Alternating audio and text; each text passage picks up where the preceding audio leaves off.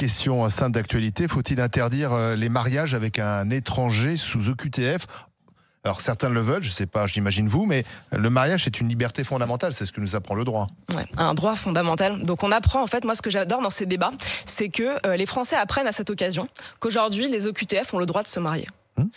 Peut-être qu'on peut aussi leur apprendre que les OQTF ont le droit d'acheter une maison et le droit de s'inscrire à l'université. Voilà, comme ça au moins tout le monde sera maintenant au courant qu'un clandestin, un hors-la-loi, a ces droits-là sur notre sol. On n'est pas hors-la-loi quand on est clandestin. Quand on est clandestin, on est hors-la-loi. Non, on ne l'est plus. On a violé l'entrée dans le territoire français ou alors on y est resté de manière illégale. Illégal égale hors-la-loi, donc oui, ce sont des hors-la-loi. Dans n'importe quel pays du monde, les clandestins se cachent. Ils ont peur de voir un représentant de la force publique. Aujourd'hui, vous avez donc des clandestins qui se présentent devant le maire, un officier d'état civil, et qui osent arguer de leurs droits. Donc on apprend qu'à cause du Conseil constitutionnel, on leur a reconnu ce droit-là. C'est pour moi aberrant. Ça mériterait même pas un débat aussi long. On est dessus depuis le mois de janvier. Et je pense qu'il n'y a qu'en France qu'on arrive à débattre aussi longtemps de choses aussi évidentes. Donc le seul droit des OQTF, comme l'indique le mot OQTF, obligation de quitter le territoire français, c'est d'être obligé de partir. L'obligation, ça ne doit pas porter sur nous, ni sur les universités, ni sur les mairies.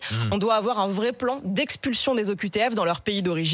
Et pour cela, engager un rapport de force très clair avec les pays qui refusent de reprendre leurs bombes sur pattes, notamment l'Algérie. Oui.